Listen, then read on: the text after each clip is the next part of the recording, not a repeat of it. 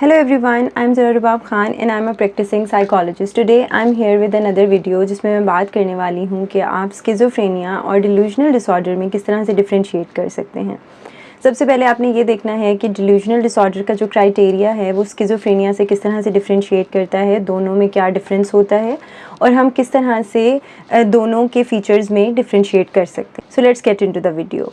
सो सबसे पहले अगर आपने मेरी स्किज़ोफ्रेनिया वाली वीडियो नहीं देखी, you need to watch that video first so that आपको पता चल सके कि स्किज़ोफ्रेनिया का क्राइटेरिया क्या होता है, उसमें किस तरह के फीचर्स एंड सिम्टम्स होते हैं, सो दैट आपकी अंडरस्टैंडिंग डिल्यूजनल डिसऑर्डर को लेके ईजिली हो सके। सबसे पहले आपने ये समझना है कि व्हाट इज़ अ डिल्यूजन। ठीक है, डिल्यूजन क्या होता है, हम किस बिलीफ को डिल्यूजन कहते हैं। सो साइकोलॉजिकल टर्म में डिल्यूजन इज़ अ कॉन्सेप्ट जिसमें पर्सन जो है वो फर्मली किसी चीज़ पे बिलीव करता है, फर्मली इन अ सेंस कि वो चीज़ उसकी चेंज नहीं होती, he can not change that belief, और वो उस चीज़ पे 100% यकीन कर रहा होता है, जबकि उसके कल्चर और सब कल्चर में जो लोग हैं वो उसको बता रहे होते हैं कि this is not acceptable, but that person doesn't want to change that belief, क्योंकि वो उस चीज़ को कर ही नहीं पाता, उसको वो इतना रियल लग रहा होता है। सो बेसिकली जो डिल्यूजन है वो एक ऐसी चीज़ है जो एविडेंस के कॉन्ट्राडिक्टिंग होती है, लेकिन जो पर्सन इस चीज़ से गुजर रहा होता है, जो इस चीज़ से स्ट्रगल कर रहा होता है, उसके लिए वो जो बिलीफ होता है दैट इज़ वेरी फर्म, लेकिन क्योंकि वो फॉल्स बिलीफ होता है जिसकी वजह से हम इसको डिल्यूजनल डिसऑर्डर कहते हैं। तो अब हम देखते हैं DSM-5 के क्राइटेरिया के अकॉर्डिंग हम किस तरह से डिल्यूजनल डिसऑर्डर को डायग्नोज करते हैं। सो अगर आप DSM-5 देखें तो उसमें A to E क्राइटेरियाज़ हैं डिल्यूजनल डिसऑर्डर को डायग्नोज करने के लिए। ठीक है, उसमें कुछ क्राइटेरियाज़ मैं आपको बताऊंगी ईजी वर्ड्स में सो दैट आपकी अंडरस्टैंडिंग हो सके।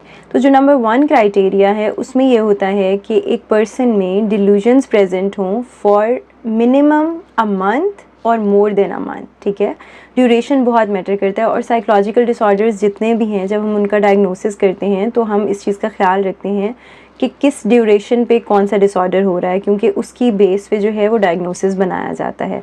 लेट्स सपोज कि पर्सन जो है अगर उसमें डिल्यूजन्स आ रहे हैं तो वो मिनिमम 1 मंथ के लिए होने चाहिए और जो है वो उस 1 मंथ या उससे ज़्यादा होने चाहिए। हम डायग्नोसिस की तरफ जाते हैं और आगे के फीचर्स और क्राइटेरियाज़ को देख, अगर जो है क्राइटेरिया उससे कम होता है, एक पर्सन में डिल्यूजन्स के सिम्टम्स आए और उसका जो ड्यूरेशन था वो 1 मंथ से शॉर्टर था, तो उसको हम ब्रीफ साइकोटिक एपिसोड कह सकते हैं, लेकिन डिल्यूजनल डिसऑर्डर के क्राइटेरिया में वो नहीं आए। तो इसी तरह से जब हम B क्राइटेरिया देखते हैं तो उसमें ये होता है कि जो डिल्यूजनल डिसऑर्डर है वो हम तब डायग्नोज करते हैं कि उसमें कोई भी स्किज़ोफ्रेनिया के सिम्टम्स ना आते हों। जो स्किज़ोफ्रेनिया का क्राइटेरिया नंबर 1 है DSM में, उसके अकॉर्डिंग डिल्यूजनल डिसऑर्डर में नहीं होना चाहिए। Now when we see the criteria of schizophrenia तो हम देखते हैं कि उसमें हेलुसिनेशंस भी होती हैं, उसमें डिसऑर्गेनाइज्ड स्पीच भी होती है, फ्लैट इफेक्ट भी होता है, नेगेटिव पॉजिटिव सिम्टम्स भी होते हैं, लेकिन जो डिल्यूजनल डिसऑर्डर है उसमें सिर्फ डिल्यूजन्स प्रेजेंट होते हैं। ठीक है, उसमें जो बाकी स्किज़ोफ्रेनिया के फीचर्स हैं या जो सिम्टम्स हैं वो आप पेशेंट में नहीं देखते।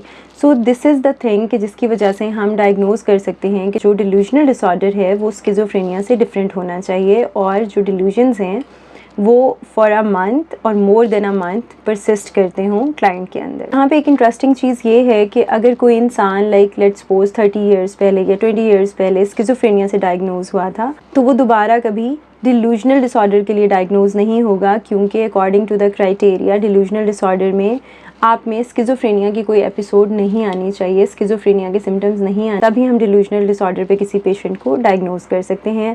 अगर उसमें स्किज़ोफ्रेनिया के फीचर्स आ जाते हैं तो दैट मीन्स कि वो डिल्यूजनल डिसऑर्डर में कभी भी नहीं जा सकते। द थर्ड क्राइटेरिया इज़ कि डिल्यूजनल डिसऑर्डर में जो पर्सन का बिहेवियर होता है बिजार नहीं होता, लेकिन उसका थॉट प्रोसेस बिजार होता है, लाइक उसके बिलीव्स, जिन चीज़ों पर वो यकीन करता है वो चीज़ डिस्टॉर्टेड होती है, उसके फॉल्स बिलीव्स हो सकते हैं, लेकिन जो उसका बिहेवियर होता है, जो उसकी डे टू डे लाइफ उसमें डिस्टॉर्शन रेयरली देखी जाती है। इसके अलावा एक और चीज़ का आपने ख्याल रखना होता है जब हम डायग्नोसिस करते हैं तो DSM के अकॉर्डिंग जो डिल्यूजन्स हैं वो किसी और रीज़न की वजह से नहीं होने चाहिए, लाइक कोई मेडिकल कंडीशन की वजह से नहीं होने चाहिए, या फिर जो है सब्सटेंस इंड्यूस नहीं होना चाहिए।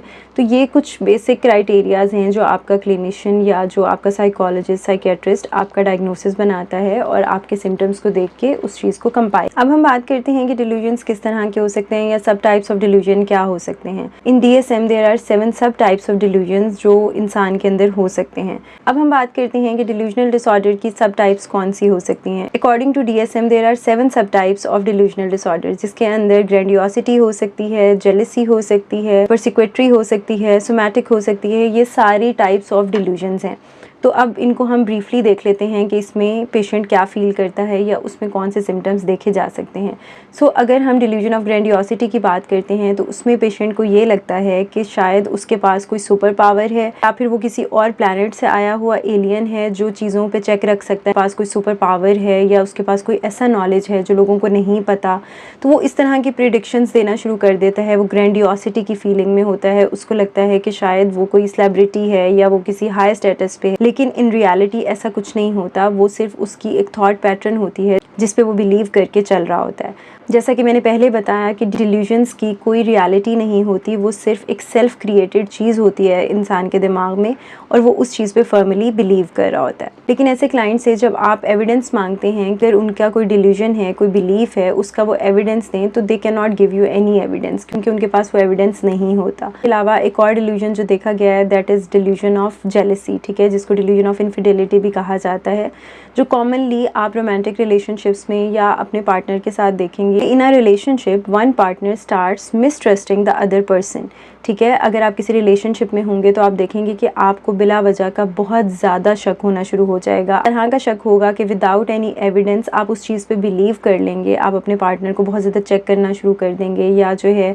अगर आप ऑफिस जाते हैं तो बार बार अनअनाउंस्ड आके चेक करेंगे कि वो आपका पार्टनर कहीं आपको चीट तो नहीं कर रहा। इस तरह के सिम्टम्स देखे जाते हैं जब कोई इंसान डिल्यूजन ऑफ जेलसी से गुजर रहा होता है, क्योंकि उसके पास उस चीज़ का भी कोई एविडेंस नहीं होता कि उसका पार्टनर उसे चीट कर रहा है या वो किसी अफेयर में है, लेकिन क्योंकि वो एक आपका डिल्यूजन होता है, एक फॉल्स बिलीफ होता है और आप उस पर फर्मली ट्रस्ट कर रहे होते हैं और फर्मली बिलीव कर रहे होते हैं। Since you are struggling with this psychological illness, क्योंकि आपको इस चीज़ का इल्म नहीं होता, आप इस चीज़ को नहीं मानते, लेकिन आपको वो रियलिटी लग रही होती है जिसकी बिना पे आप अपने रिलेशनशिप्स ख़राब कर देते हैं, पार्टनर के साथ बहुत ज़्यादा लड़ाई झगड़ा करते हैं और अपने घर का एनवायरनमेंट ख़राब कर सकते हैं। अनदर सब टाइप ऑफ डिल्यूजन जिसको हम सोमैटिक कहते हैं। सोमैटिक में ये होता है कि आपको बॉडीली सेंसेशंस हो सकती हैं, लाइक आपको ये लग सकता है कि आपकी स्किन के अंदर कोई इंसेक्ट्स हैं या किसी ने कोई चिप इंस्टॉल कर दी है आपके अंदर और वो आपकी इन्फॉर्मेशन ले रहा है। इस तरह के जो सिम्टम्स आप फील करते हैं बेसिकली वो भी आपके डिल्यूजन्स होते हैं। और अगर ये वाले सारे सिम्टम्स, ये डिल्यूजन्स 1 महीना या 1 महीना से ज़्यादा रहते हैं आपके अंदर, तो फिर आप डिल्यूजनल डिसऑर्डर की तरफ जा सकते हैं। इंसान इस तरह के डिसऑर्डर से गुजर रहा होता है, समटाइम्स उसको ये नहीं पता होता कि उसके साथ कोई प्रॉब्लम है, उसमें वो इनसाइट डेवलप नहीं हुई होती। तो मोस्टली घर वाले उस चीज़ को नोटिस करते हैं, उस बिहेवियर को नोटिस करते हैं जो बिजार होता है या जो नॉर्मेलिटी से हट के होता है। आई होप कि अब आपको ये क्लियर हो गया होगा कि स्किज़ोफ्रेनिया और डिल्यूजनल डिसऑर्डर में क्या डिफरेंस है। डिल्यूजनल डिसऑर्डर जो है वो सोली फोकस करता है डिल्यूजन्स, जबकि स्किज़ोफ्रेनिया में बाकी सिम्टम्स भी होते हैं जिसमें डिसऑर्गेनाइज स्पीच होती है, हेलुसिनेशंस होते हैं, ठीक है, और डिल्यूजन्स भी होते हैं। उसके डिफरेंट क्राइटेरियाज भी हैं। I will share the link over here of schizophrenia disorder, वो वीडियो देख सकते हैं सो दैट आपको प्रॉपर अंडरस्टैंडिंग हो सके कि वेदर इट्स स्किज़ोफ्रेनिया और डिल्यूजनल डिसऑर्डर। लेकिन अपनी मेंटल हेल्थ को प्रायोरिटी बनाइए, उसको सीरियसली लीजिए, क्योंकि अगर आप अपनी मेंटल हेल्थ को सीरियस नहीं लेते तो आपकी लाइफ में बहुत ज़्यादा चैलेंजेस आ सकते हैं, बहुत ज़्यादा प्रॉब्लम्स आ सकते हैं। लोगों को अवेयर कीजिए and help me spread the word regarding mental health. To watch more videos on mental health related topic please subscribe my channel so that इस तरह की इन्फॉर्मेटिव वीडियोज़ आप तक पहुँचती रहें। Thank you so much.